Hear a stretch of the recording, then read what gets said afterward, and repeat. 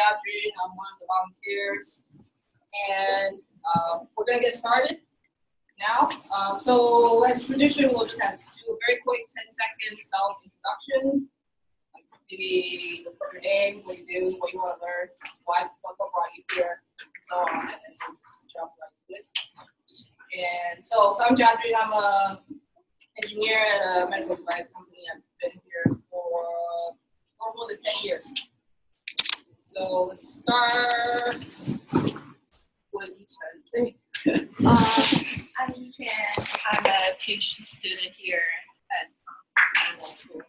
And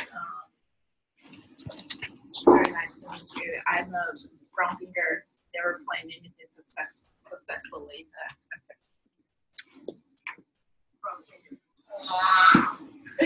Hello.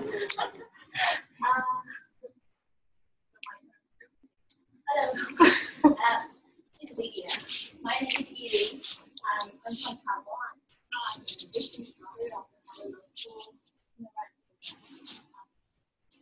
here.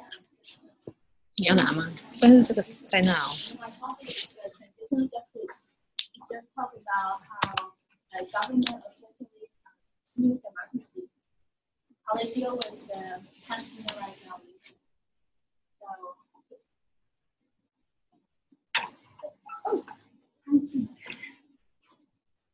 What's the baby one? 8 months.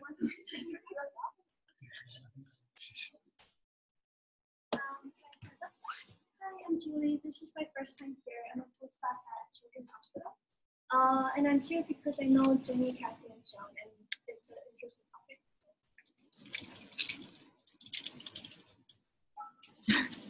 Hi, I'm Meng, and I'm currently a faculty at Williams College. And,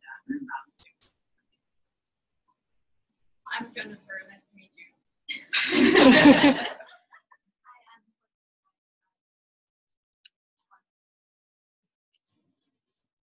I'm Margaret. I work at Mass General Hospital and I'm a research pharmacist. Here to introduce you the NWU. I'm Sean. I am Kathy and Jajin's brother. And we're co-workers with Nikita. Hello, I'm Nikita, and I work with Sean. We make games for health, so kind of like Pokemon Go, but for chronic conditions like pediatric asthma and allergy. Called Whiskey Diner.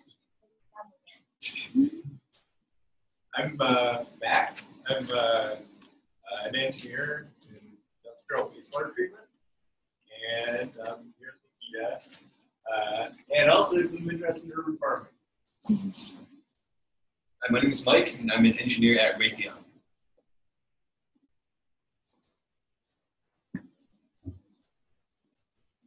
And Herbert back there is busy. So this is Herbert's workplace, so we thank him for hosting us, inviting us to awesome content. So I'm going to introduce my sister, Kathy. So she studied architecture at Carnegie Mellon, which I did for a while, I guess. She has since then lived in Chicago and got into green architecture, green roofing. She'll tell me more about it. She recently moved to Seattle, so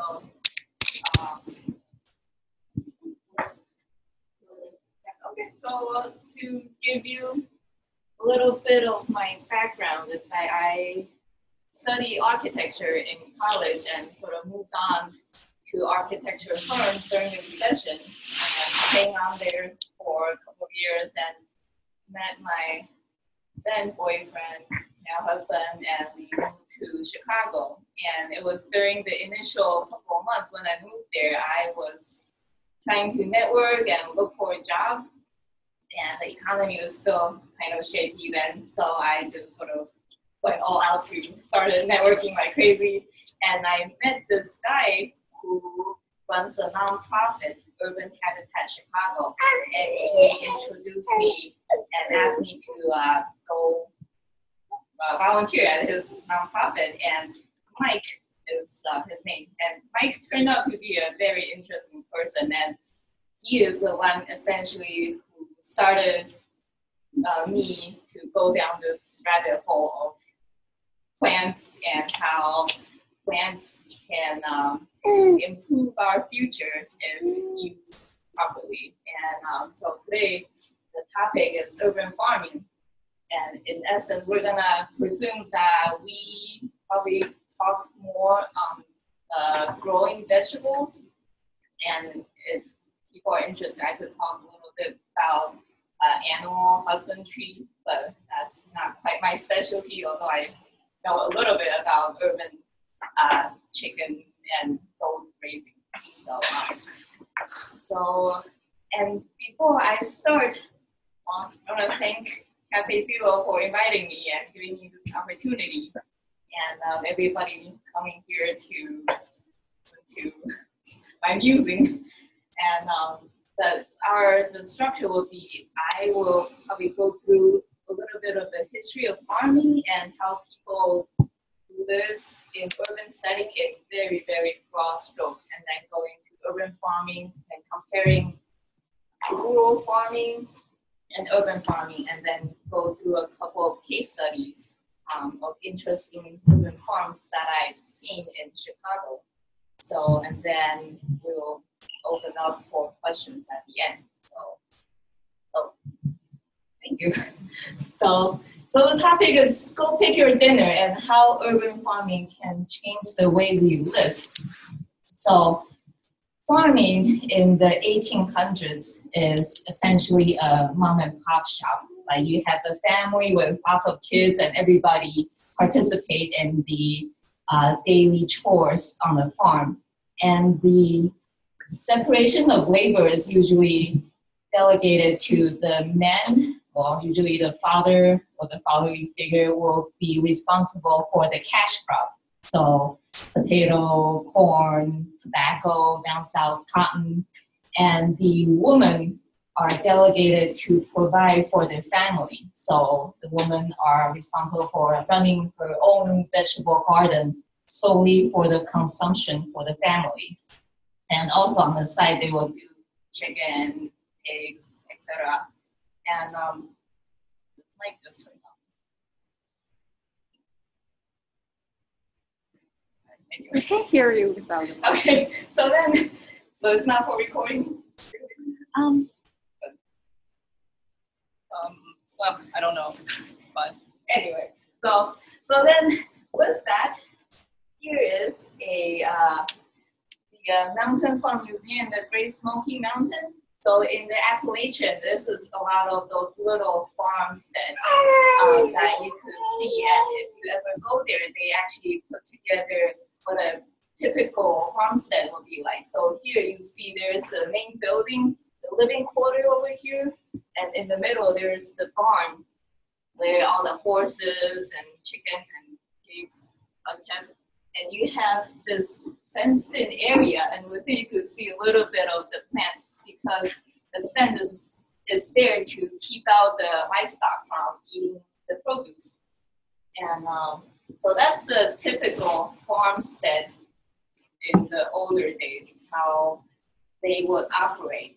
And once the annual cash crop harvest is completed, the men usually go into town, sell their crop, and bring back either money, but most of the time the commodities that they cannot produce themselves, such as salt, coffee, flour, etc.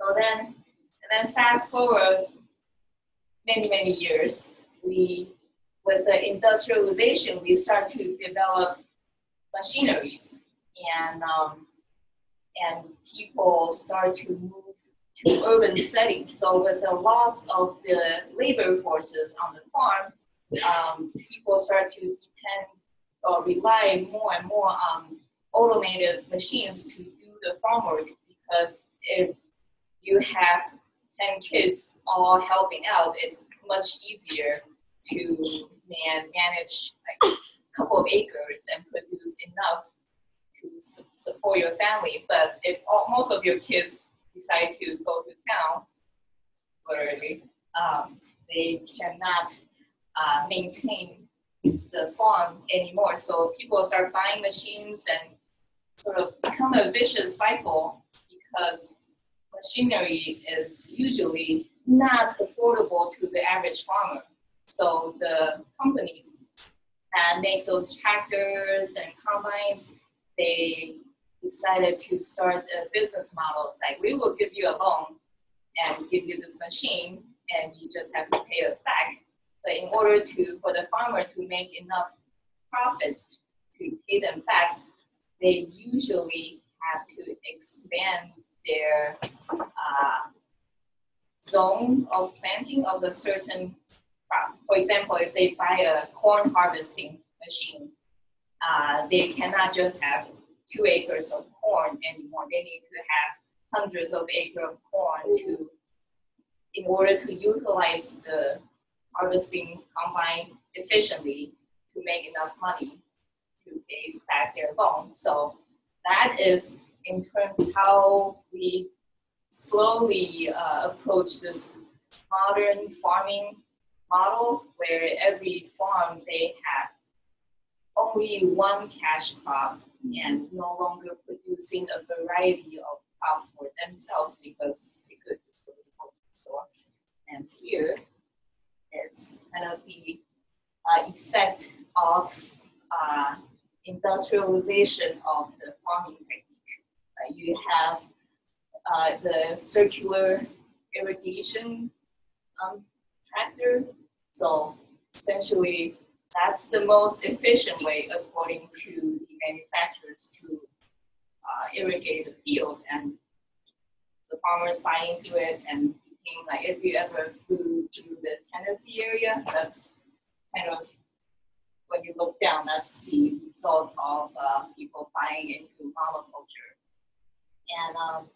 And this, in its own sense, is problematic, because if somebody plants all corn, of course they are gonna try to find the strain of corn that is most productive and most disease resistant.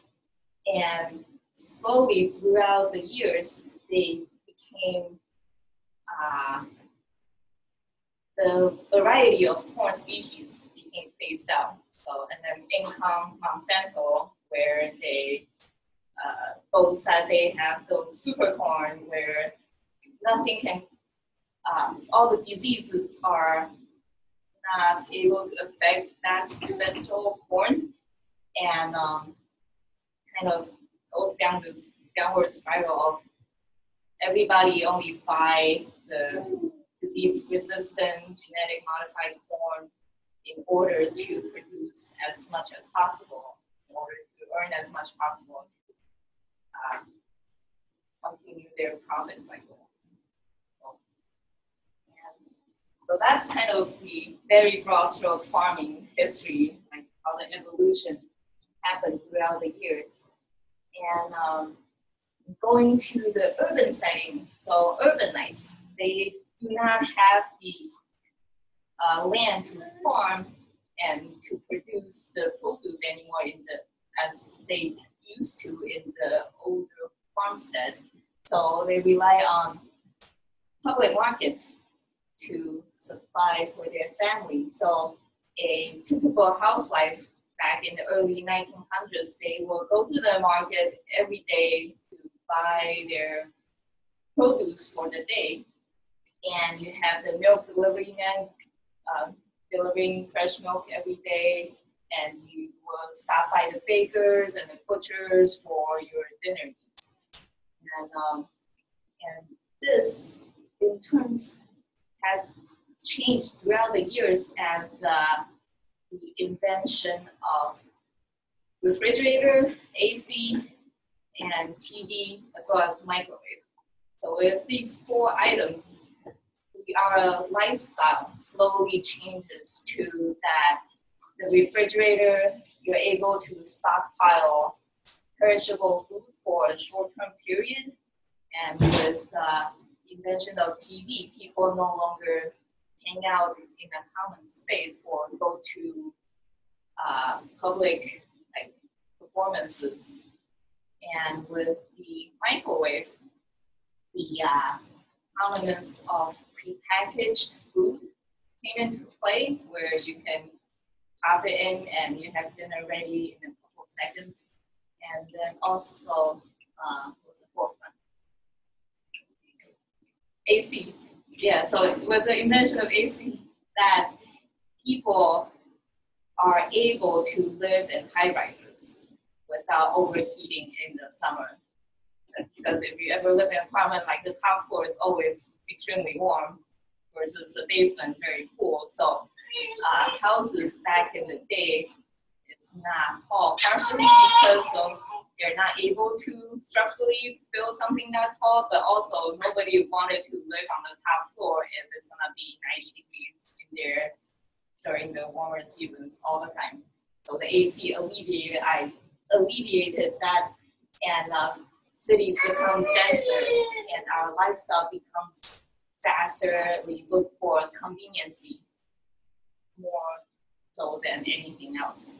And so with that, so the produce unpackaged, if you could see here, slowly became much more packaged, prepared, and handled out of the sight of the consumer until we see this, and we think that's a notion of fresh produce. And if you go to supermarket now, this is actually quite common. So, yeah.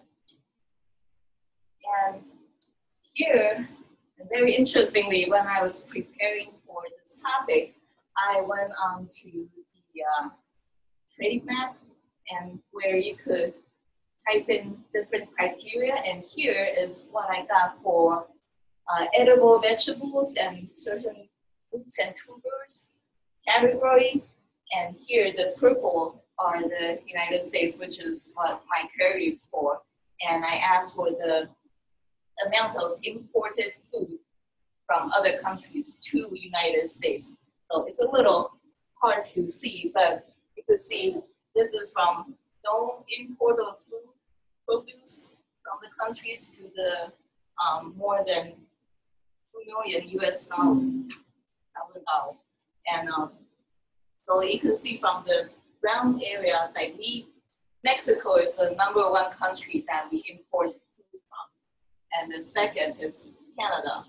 And then actually the third one, it's washed out, but it's Peru and China.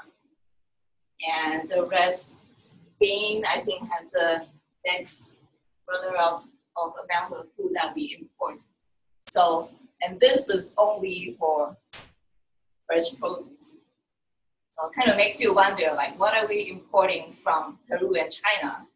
And how much energy it takes to transport, put that onto a container and refrigerated container, mind you, and ship it over to us.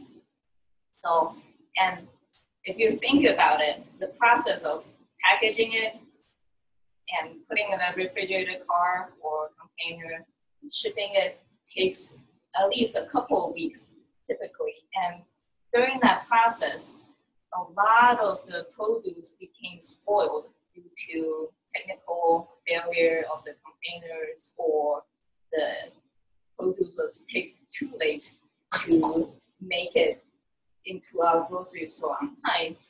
So there is actually a huge amount of waste of food that we don't even see in grocery stores. And that's not to mention that when the grocery store, the expiration date comes by, they will also eliminate the actual food that, because for health reasons, they are required to throw away, despite it being still edible.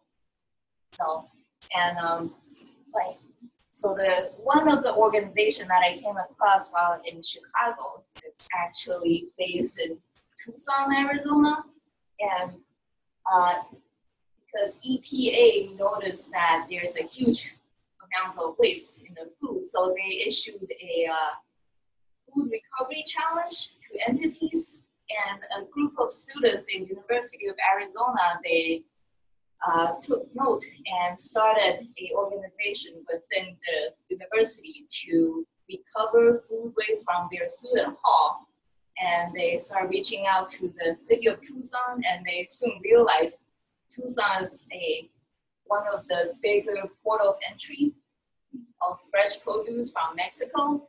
And I think they go through probably more than 2 million tons of produce every year that comes through Tucson area into different distribution centers in the United States. So with that, they have a sorting point of all the produce. So if the produce looks questionable while it is in Tucson, they eliminate it and put it in a landfill there to prevent additional loss of transportation costs. So the student organization is called Compost Cat. So their model is to take the waste products, the spoiled produce that was originally headed to landfill. They work with a farm in the reservation, Native American reservation, also working with City of Tucson. They started a business to turn those produce into compost and selling it. And they were such a success that they increased the food recovery from landfill by more than 1,000% within a year since its commencement in 2013. Here is a picture of what they do. So they will take the spoiled containers and containers of food, unpackage and lay it out, and just using the natural decomposing method to turn that into compost. But this gives you a sense of how much food that you don't see in grocery store that's being wasted. That's for one day? I don't know how much per day, but I have notes of how much exactly they did. So, and this is another photo. You can see the yellow squash that will never make down to the shelf. And throughout the United States, there are several cities that currently experience the same waste of the food stream. And then I'm going to jump into the idea of food desert. So while we have gluts of food in Tucson, where it's too much for anyone to consume in time, we have food deserts actually all throughout the United States. And I pulled up the greater Boston area so you could see. And the food desert, there were a couple of definitions in terms of the criteria that meets a food desert, but in this case, this map shows that the census tract where the low-income populations greater than 20% of that certain area, and where it's greater than half a mile to access fresh produce. So that you could see like the amount of coverage within even just the Boston area. And this highlights the issue of food distribution failure. We cannot get food to people who need them, and we let them just rot away in other places. And that's overall the issues with the idea of importing food from other countries, and which is why urban farming can pose to alleviate some of these issues. So what is urban farming? So it's participating in food production effort in the urban setting. So, and there's not limited to this, but some are community gardens where you get your own plot of land, or there's a managed group that you put in certain hours and you might get certain produce back as the as exchange. Or you have organized farm entities, either for profit or non-profit. So a lot of restaurants start to grow their own food, or mostly herbs or garnishes, those high-value foods. And you also have backyard food production. Like my dad in New York, he has a little vegetable gardens because he likes a certain veggies that is costly to buy in the market. And we have the climate control food production. Like you might have seen some hydroponic lettuces or like strawberries, and those are usually more energy intensive because you need to monitor the amount of bacteria to prevent the total blight of your crop. And then you have rooftop farms, which is something I will go in depth later. So, but these are a couple of types that how urban farming manifests itself. And just to get a sense of what's the difference between rural and urban farms. So in rural farms, it's typically bigger with many acres, and they have higher seasonal workers or family-based operation, and products typically monoculture. They have large plots of corn, large plots of wheat, large plots of like other produce, and those culture usually requires once or twice a year harvesting. And they do crop rotation, which means that they put corn down 1 year, and next year they might put peanuts, for example, or other grazing alfalfa, which is great for making animal feed while regenerating the soil.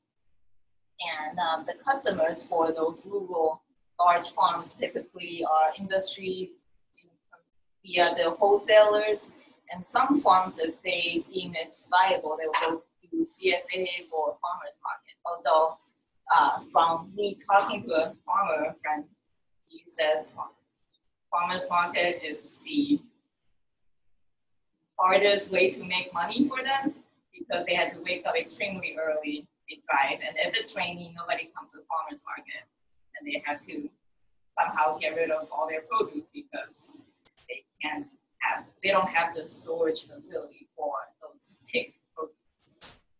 So, and in urban farm, the difference will be it's typically a lot smaller, like 2 acres or less, and the labor is either hired, or if it's a nonprofit, they tend to try to engage the local communities, and the product is usually polyculture because of its size. It's not reasonable to plant corn, which usually is actually more efficient to do it in large swatches. So they would do lettuces or smaller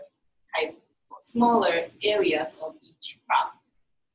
And so in that sense, with the polyculture, they have to constantly harvest different products. And those, instead of buying combines or tractors, they tend to use manual labor or small powered hand tools. And their customers typically are local residents via farmers market, or some do engage in like soup kitchens or also restaurants, local restaurants.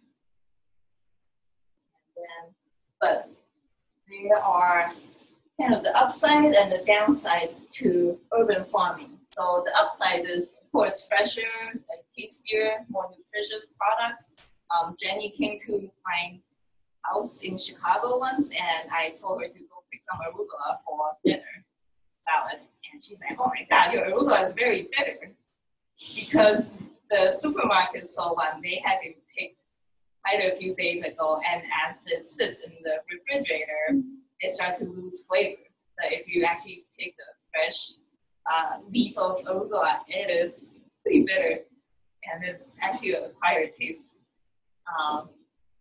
And another pro is like less energy involved in transportation. So you don't have to go through thousands of miles. Most will probably be a mile or 2 miles from the source to the actual consumer of that product. And so therefore there's less waste with the efficiency of transportation, and it cuts out the middleman, which can be a good thing depending on how you look at it. And another one is like they have the opportunity to engage the local community because of the proximity, and be able to educate our next generation on food production and how food comes to exist on our plate. And it also, in certain areas, it utilizes vacant land in neighborhoods that's slowly losing its population. This is a good opportunity to use that land and make it, or use it for a purpose, greater purpose. But there's also a lot of downside to urban farming. Because of the size of the land, you cannot produce huge quantity of food. So it's probably not practical to want it, or to try to feed everybody in an urban setting with only urban farming. So it cannot be a standalone solution. And the products are limited seasonally. So in the Boston area, for example, in the wintertime, nothing really grows unless you have a hot house, which then involves energy to keep the hot house heated. And it does not allow the use of large machinery, which means that it's more labor intensive for people to manually maintain the farm, and therefore the produce may be more expensive because we need to pay the labor. And it's also prone to vandalism and contamination. So a lot of urban farms, if you see them, they try to have as tall the fences as possible, because it just doesn't make sense if you have tomatoes coming through season and somebody just take them all. And zoning laws in certain cities are not very friendly to animal husbandry. Like a lot of the areas in Chicago, they disallow roosters because they crow and make noises. But rooster is actually an essential part of chicken farming if you think about it in an ecological manner, because they are the ones fending off all the hawks or coyotes and etc. So without it, people have to invest in electric fences or other measures, which is sometimes costly and ineffective. And then based on some of the problem posed for the urban farming, there are quite a few farmers and organizations that come up with solutions. And one of them is a market garden method. And it's actually, there's like lectures and lectures about it. But in the gist is that they, instead of trying to farm with a large tract of land, they try to very intensely manage a very small land. So they put a lot of fertilizer, they irrigated probably 1 or 2 acres of land, and they harvest it intensely with leafy greens, which allows for constant product flow and constant revenue. And therefore, instead of waiting for the tomatoes to grow and they'll pick 5 off of the vine every week, they can have 400 bags of lettuces every week, and therefore more profit. And then there's also the crop selection. Like urban farm needs to grow high value products instead of, as opposed to low value, which is wheat or potatoes. So for example, if you go to the supermarket, a sprig of rosemary costs much, much more than a potato.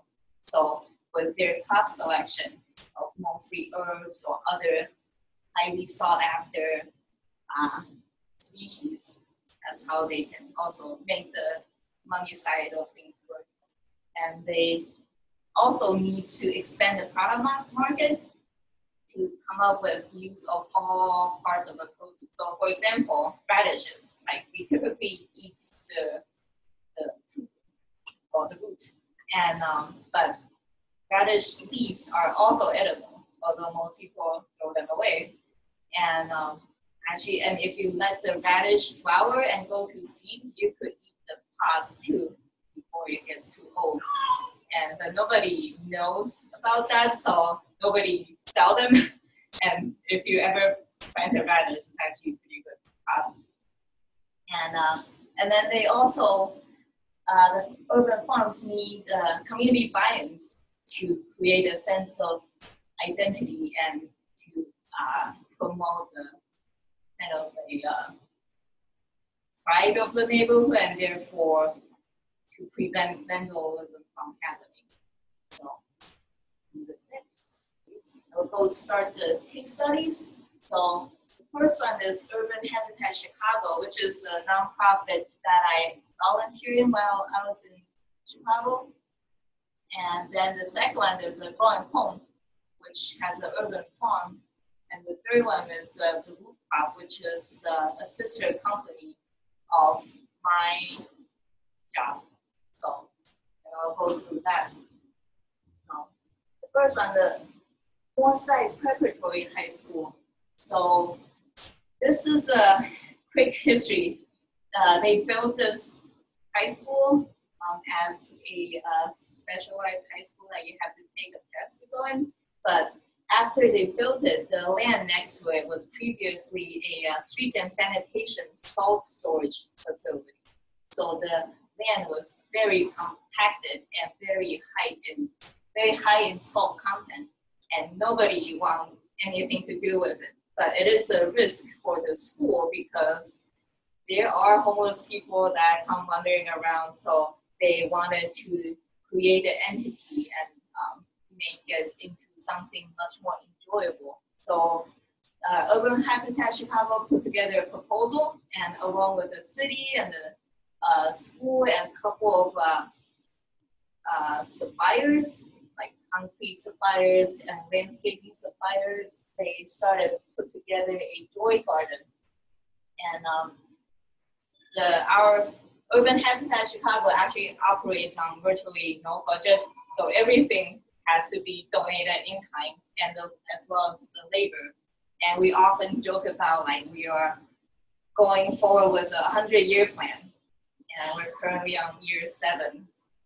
Slowly, like every time there's a batch of concrete become available, we will hustle and bustle to get the forms ready so they could pour the concrete. And here it's after, I think, a year, along with the help of a landscape architect, we put together the plan and we work with the school to form a gardening club. And the school, with its certain curriculum, they have a gardening colloquium. So every kid in the school is required to attend a colloquium, and we are part of the option that they can choose to participate in the third actualizer, which is the name they chose for themselves. So if you see high school students, so we teach them how to do carpentry, make forms, pour concrete, and how to wield the pickaxe, how to plant plants. And you see there's like a couple of the past graduates there. And slowly, every Saturday, as well as every Wednesday during the colloquium period, we work on the joy garden. And then, so this is actually like 2 years ago taken, so you could see the pathway and like planting along with like certain folly, which is that you could just go wander and be distracted if you are stressed out from schoolwork. And we also expanded the planting to over here, as well as like a little greenhouse to sprout seeds. And then further over here, which is what we were working on when I moved out of the city. It's like a actually more like planter bed style planting. And here you can see the kids laying papers. So we also teach them how to use a circular saw safely to cut bricks. And so it is a lot of like basic skill set that people used to know back in the day, but nobody does anything like that in their spare time at home anymore. So, and it's actually quite an eye-opening experience for a lot of them. And in the winter time, when it's too snowy to go outside, we actually just teach them how to cook. So we're buying a lot of food, and we have a couple of like Foreman grills and burners, and I actually taught a cheese making class to them, in which we also go into the chemistry of protein when combined with acid. So it is pretty interesting that every skill set you could sort of tie it back to their curriculum in school. And then, so the next one is Growing Home. So Growing Home is a nonprofit that's set place in the Englewood neighborhood. And for those of you not familiar with Chicago, Englewood is the place that you don't really want to go and hang out. And it has gone through a period of, I guess, people just moved out and a lot of vacant houses. So as the city condemned and demolished them, there were just huge tracts and blocks of grass that the city had to maintain. So the founder of Growing Home, he worked with the city to set up 2 organic urban farms, actually. And their model is very interesting, that they work with ex-convicts, that people recently got out of prison. They had no job and no, I guess, potentials to be hired by a company, that they put them through job training as well as like food handling certification. So if they go through the Growing Home training program, they are then eligible to get jobs in either farms or restaurants. So it actually put through a couple classes of graduates that way to provide a job for them and also stability in the community to prevent the loss of population. And then, so here's a picture of them working. So this model is a highly intensive model, because they have to balance their checkbooks. So they, in the previous, you can see their greenhouse, which is a little bit more energy intensive and more initial investment. But they do run a few farmers market, and they also actually have the farm in the suburbs, in which they supply to meet the demands of the restaurants that they work. And then there's like more pictures of the participants. Then go to the video.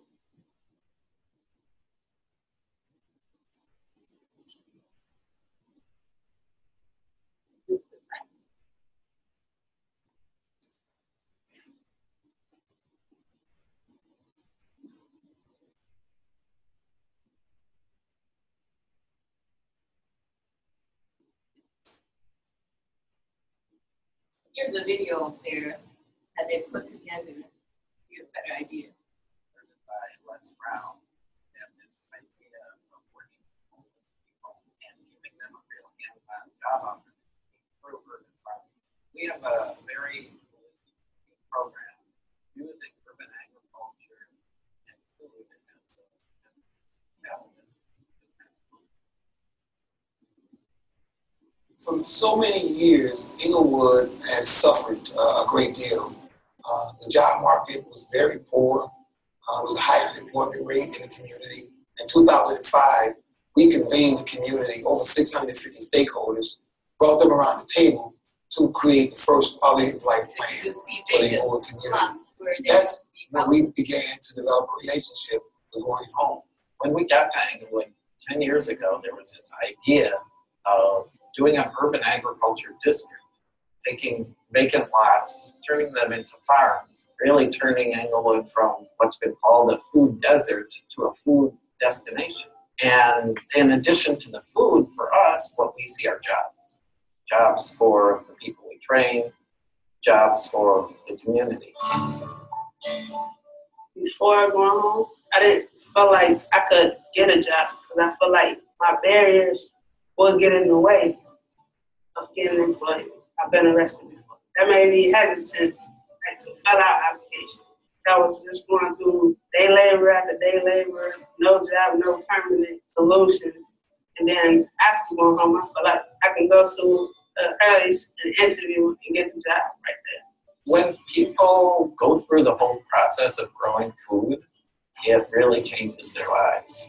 Gardening is spiritual, and the young people that come here, I've watched them over the years.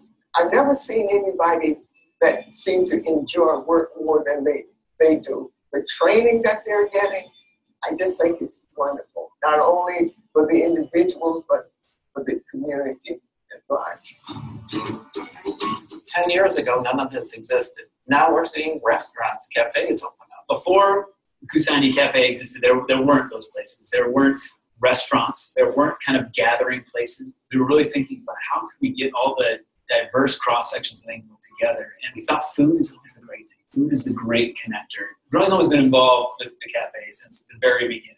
They've worked with us on a lot of different things. They bring their produce to sell out on the street corner. It's cool to see people get excited so quickly about accessible produce and great produce coming right to the corner.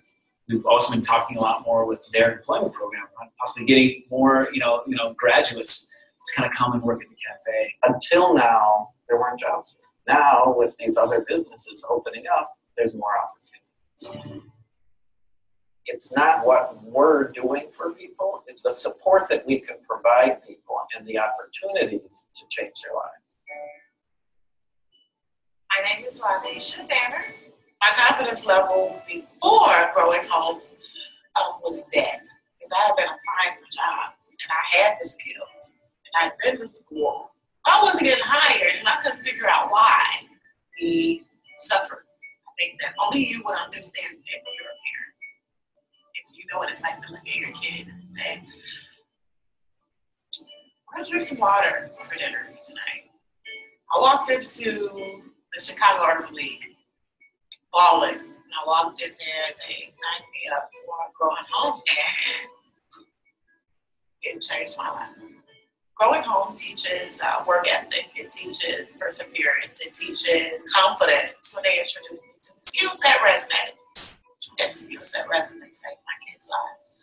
I am a Uber driver, a Lyft driver. I sell Aflac insurance from home. People don't realize that programs like this is saving lives.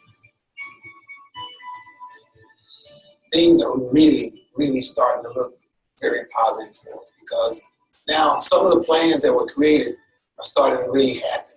I'm realizing more and more now how much organizations like the cafe and like kind of really need each other.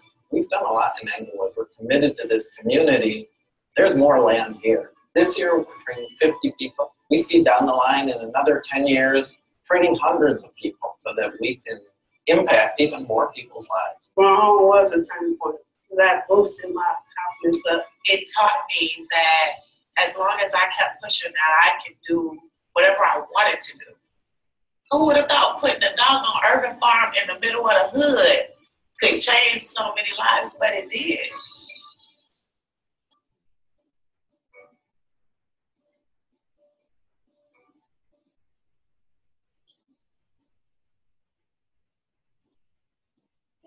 So that's their story, essentially in a couple of minutes. And that is a great example of how urban farming can act as a catalyst to promote the change of the neighborhood. And then the next stuff is, I borrowed this couple of slides from my boss, so it has her name under there.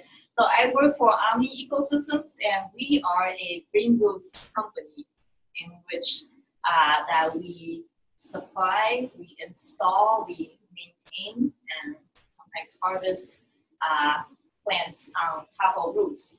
So it is a measure to reduce the urban heat island effect in the city, because if you're in the city, it's noticeably warmer than in the countryside because all the concrete structures around us that absorb heat. And so, among with other things that's better for environment. And my boss had a stroke of genius a couple of years ago, and she set up another sister company to our green roof company to lease the green roofs that Omni Ecosystems install to farm the green roofs, because our system can be farmed and be harvested. So let's jump into it. So kind of the overview of green roof in a nutshell. So green roof, a typical green roof can reduce stormwater when it rains. The growing media under the plants, they absorb some water. So instead of all going down to the sewer line and flood the river, it can temporarily hold it there and slowly either through evaporation release it back to the atmosphere, or at the later time it brings it to the sewer line. And they reduce the urban heat island effect because the plant, as the water evaporates through the leaves, it cools down the surface of the roof. And then it decreases the building energy use because essentially it is adding a layer of blankets on top of it. So in the winter time, there are less heat escaping, and in the summertime, there are less heat coming into the building. And then increase the life of roof membrane because, as you all know, like when some plastic is sitting under the sun for a long period of time, it starts to become brittle, crack. The roof membrane essentially goes through the same thing, but by putting plants on top of it, it covers it, prevents the degradation. And it improves air quality because there are plants, and it decreases noise because actually the additional layer does buffer some of the sound of the roof. And it increases biological diversity. If you have plants, you tend to have butterflies or other insects that's attracted to the flowers, and also in that sense creates habitat. Well, that's a typical sedum green roof, which means that it's a thick leaf and it's very drought resistant, so it's highly popular in the green roof industry that they are able to plant it and just leave them. They will be irrigated only with natural rainfall, and they're also okay for climates that goes below 3. And but our Omni green roof, we're rethinking the idea of putting plants on roof. So instead of having sedum, which doesn't require any irrigation, we say, hey, what if we put in the irrigation at the start, but we're able to grow a lot more things. So we have, because of our proprietary growing media, we are lighter, which is typically an issue for many buildings because a heavy green roof needs a heavier structure, means more cost or more money for the steel. So a lighter weight is also always attractive, and it also was able to retain more water because of the media that we use, which is Mike Repkin from Urban Habitat Chicago invented the system along with my boss. And it has a greater biological diversity because we're able to put a myriad of plants species on there. And well, in that sense, we have taller plants. So the typical sedum is probably 12 inches, but with the other plant species, we could get as tall as a 3 feet of plant matters and create a better zone of temperature buffer. And so in that sense, also faster payback period. Local food production, we are able to put carrots, radishes, and like all kinds of veggies. We're currently experimenting with anything and everything. And the idea of farming on the roof, as we see on the Growing Home video, it also creates jobs for people. And in that sense, it also reduces food miles and reduces food desert, and the occupants of the building can able to interact with the roof and therefore enjoy the biophilic impact, which is like hopefully makes you less stressed if you're encounter with nature more often. So this is actually a I guess Harvard School master plan rendering that they intend to put green roof on all of their buildings, and this is kind of like the vision of what they have. Actually, this past summer we installed a green roof on the McCollum building, and so hopefully we might be back to Boston to install more. And this is another rendering of kind of what will cities be like if every building has. So it's a lot greener and hopefully a much friendlier place to live in. But in reality, a cedar roof, we tend to see it's more like this. Like not all of the surface is covered with plants because it's not irrigated, so they almost adopt a plant and leave it mentality. That they will put some planting and maybe they'll check on it once or twice a year to make sure the drain's not clogging and plants are sort of still alive. So we get actually a lot of calls from building owners who has a green roof that's installed by another company, but after 3-4 years, like some plants just doesn't make it if there's a severe drought in the summer, and it starts to become spotty and blotchy with the plant coverage. And for us, we do have a little bit more upfront cost because we installed an additional irrigation system, and we also say, if you have our system, you need to have either an in-house person to maintain it, and your superintendent needs to know how to maintain a green roof, or you could sign a contract with us to maintain a green roof. So we will come back every month during the warm seasons to check on things to make sure it's still going okay, and there's no epidemic failure. We did have a case where we planted grass on one of the roofs as the client's request, and a gaggle of Canadian geese came by during their migratory routes, and they ate all the grass, well, most of the grass.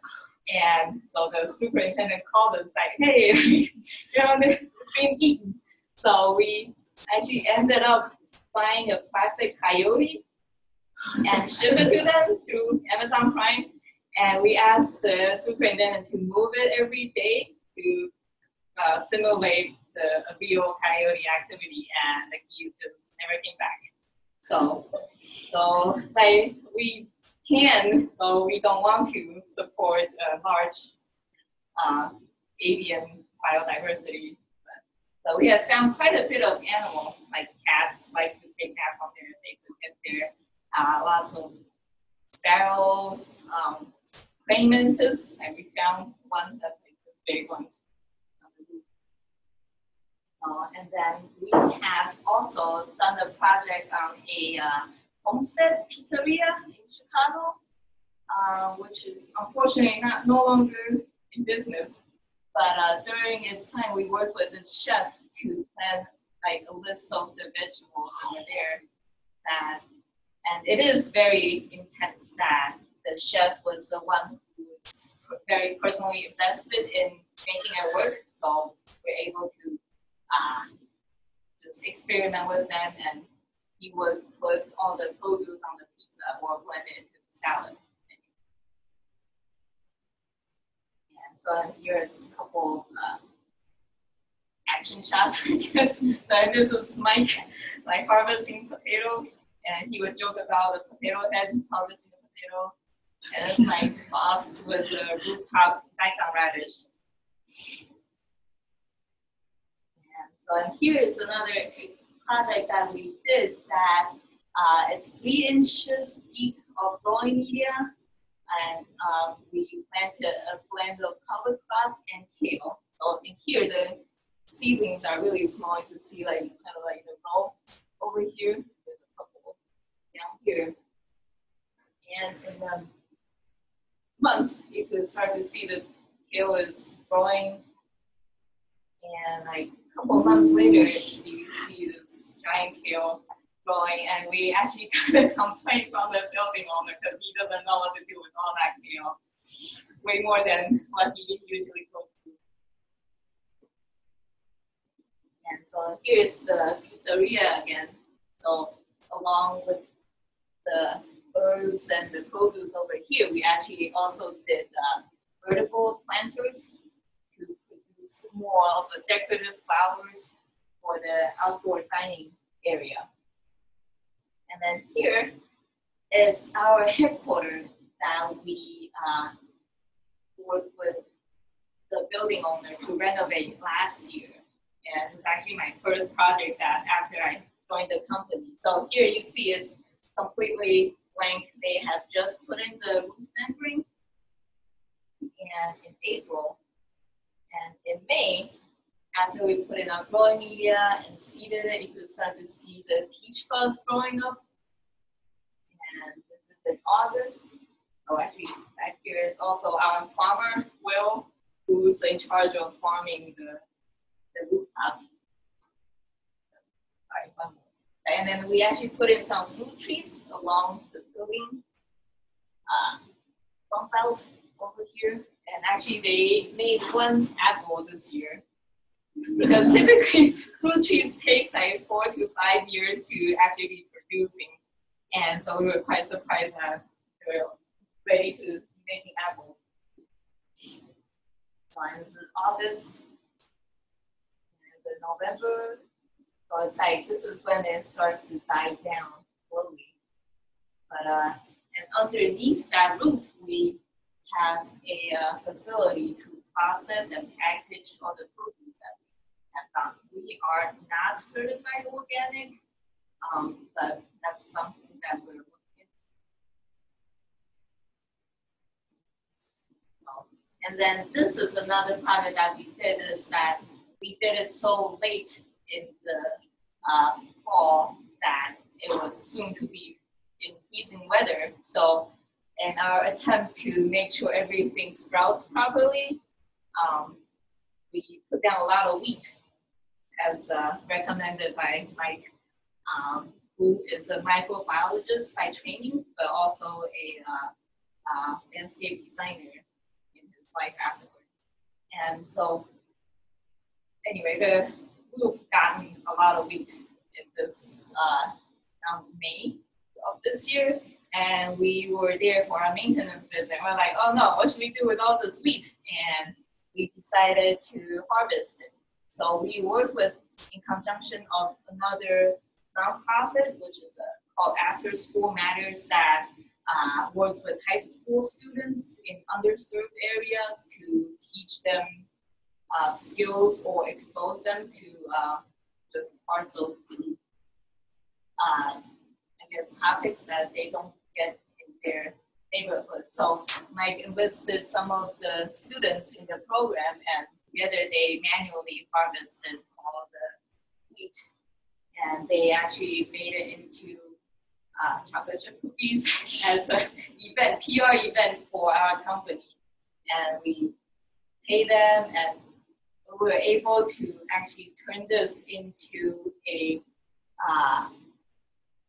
an event that we managed to get the mayor to come visit us. So here you see this is the mayor, Rahm Emanuel, in our warehouse, and you have the students who participated, like showing him how like a mock-up of the green roof and how it will work. And actually, so besides all the business end of it, this is actually what drives me, I guess, to continue urban farming in general and also with my job is that to have a kid who has never seen most of the touristy parts of Chicago. A lot of kids from the west side, they have never seen Lake Michigan, despite Chicago is right on Lake Michigan. To be able to show and talk to the mayor, this is like the biggest thing that they will remember, and when they have to make the decision, this empowers them, in my opinion, to believe in themselves, and therefore, I guess, in their future, they are able to be more confident in life. So that's that. And then there's like a couple of interesting reads and resources as like I came across as I'm putting this presentation together. There's like how we used to live, and of how our thinking of living changed the actual structure of how we live and how we used to eat, like cook, like Michael Palm. And there's a couple of planting theories that for those gardeners out there, you might be interested. There's a square foot gardening, which is a good primer if you want to get into gardening, but I'm not sure how to. And there's a market gardener that I talked about before, and he has a pretty thorough business plan for a farm in his book. There's a permaculture, which is a theory of farming that focuses more on polyculture. Instead of a single crop, you can plant multiple species all in the same space and therefore be beneficial for all of the plants involved. And then there's a one straw revolution by Masanobu Fukuoka, who actually kind of pushed for urban farming in Japan after the World War II, and it's worth reading. And then for seeds, if you're into heirloom species, like going back to the farmstead days that people save their seeds, and through generations, like every family have their own unique set of seeds. So like Aunt Molly's tomatoes may be striped with yellow stripes, but like another aunt might specialize in like the giant green tomatoes that taste great. So those are heirloom plants that with the monoculture farming, the heirloom seeds were dwindling, but the seed savers exchange, they promote the heirlooms. And then how I personally started this whole thing, it's a Urban Habitat Chicago, and check it out. So that's it.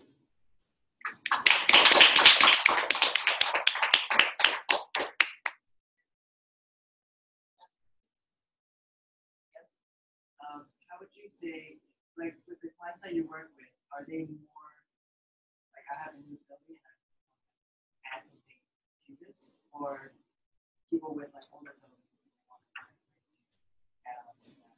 I always see them both.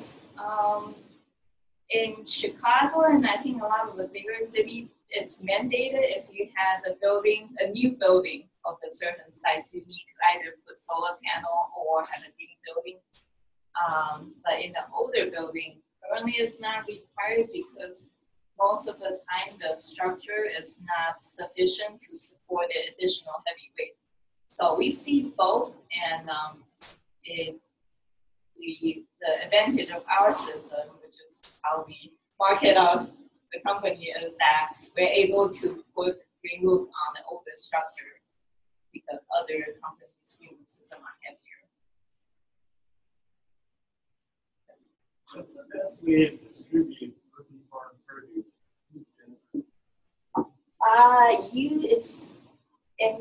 If it's set up within the food desert, it's very easy to have a farm stand. So the local residents will just come and purchase the food.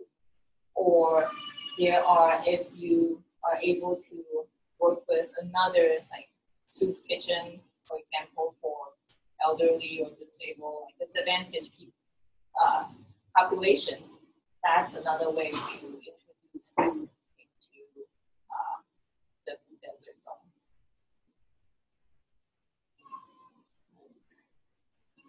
Yes, on the rooftop farming, is there a limitation? Like you said, you can grow fruit trees, but probably not much. And with the big, grow too big to be able to stay. Right. So for that, the ones that we put on our roof in our headquarters, we will actually trim them aggressively, so it will never produce as much as if it was planted on the ground, but it will produce some. And there's another project that we did actually on the roof where we have all the wheat. The client came to us and was like, we like to put a 10-year-old tree on our rooftop. And they were like, you're kidding, because the tree is actually, the roof ball is like this big of a round and it's like 20 feet tall. But we were able to work with them to put it right on top of where the columns are underneath. So it's a direct load, so it doesn't have as much of the detrimental effect. And then we were like, all right, you put it on, like, good luck. Like, we can't guarantee the trees how we could guarantee the rest of the roof. Yeah. What's the coolest thing you've seen grown on the roof? Coolest thing I have seen growing on the roof. I think the daikon radish is pretty cool because it will grow in very shallow area, and the daikon radish typically gets this long. So instead of trying to burrow down or split, it actually will push itself out of the ground. So you will go on the green roof and you'll see like this top of the daikon radish and the leaves sticking out. So that's pretty neat. So are the customers like building owners, or they are like tenants as well? We typically work with building owners only, because if you're renting, it's hard to say, hey, we're gonna put lots of stuff on your roof. And so typically work with building owners or a developer who's in charge of like realizing the project. I could make her. Yes.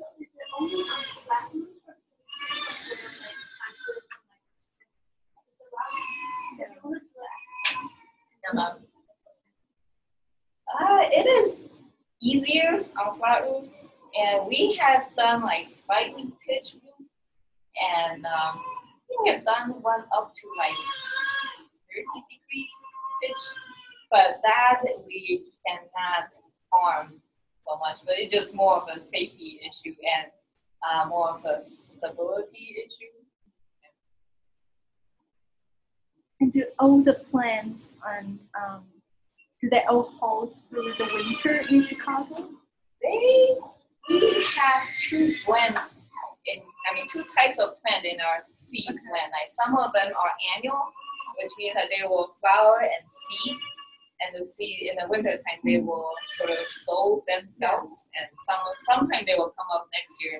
And we also plant perennials, which means that once they establish, they will keep on coming back over the winter. So in winter, they are probably covered by snow, and then after the snow melts away, they just come out again. Yes. Yeah, and in the winter time, they do go brown. During like after some frost, they just kind of collapse like your yard, I guess. And you said that sometimes a person will learn some technique from you, and then they can maintain themselves these plants. Yes. And what kind of training do they get? So typically it's like we tell them what kind of plants they are expected to see. Okay. And if you see like dandelion, that's like we obviously did not put that on. But sometimes it like sticks to your shoes as you're getting up and down, or it gets blown up. So we teach them how to identify the non-targeted species, aka weeds. And we also teach them how our irrigation system work. And like in every winter, you have to blow out the irrigation system. So that's like the thing that we teach them. But besides that, our system are pretty self-regenerating. So with the perennial plants. So when you're doing more like urban farming, and you're kind of like medicinal crops, do people usually use fertilizer, and if they do, is there any impact on like wastewater? Wait, on the roof or on the cradle? Like in the urban. So they should. Well, there's two types of fertilizer. One is like fast acting, and one is slow releasing. So in the urban farm, actually in any farm, you should really use like organic based acid, like decomposed plant material and manures, like composted manures and shy away from the chemicals in most cases, because those fast-acting chemicals, if you put it in and it rains, and it tends to, as you said, like wash down into our sewer system and create the algae blooms. So there are fertilizers that will not create that issue, so you just have to choose wisely what to put in. And there's a lot of plants actually, so like peanuts and beans, they are great nitrogen fixers naturally. So if you have the time, you can just plant a lot of alfalfa, beans, and like legumes, and cut them down and let them decompose, and they will actually be the fertilizer, provide nutrient for your actual crop. Or like household yard waste also is great too, or like composting of your food waste, like food scraps. Yeah. Yes. How much money does a save? How much money? It depends.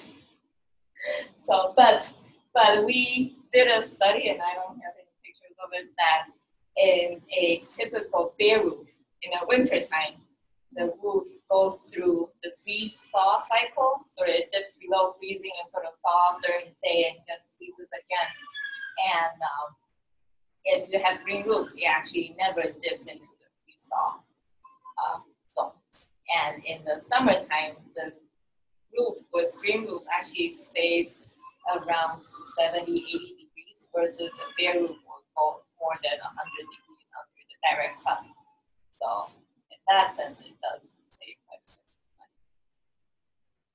Do you also do the farming on like surfaces like balcony or like larger balcony? We have not. Well, for our business model, we're currently, since it's the second year of the farming side of the roof crop, we have a criteria that it has to be over like 1,000 square feet, and currently we only lease land for people who are near our headquarters, because we do like go probably once a week or more. So we're slowly trying to figure it out, our business model, because so far it's like we have a certain size requirement.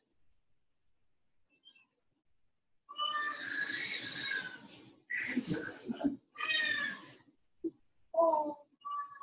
Okay. Any questions?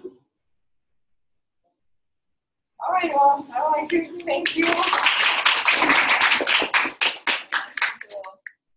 out here. Any other questions that you think of? All right, thank you, Robert. Oh, I won't wait. Sorry.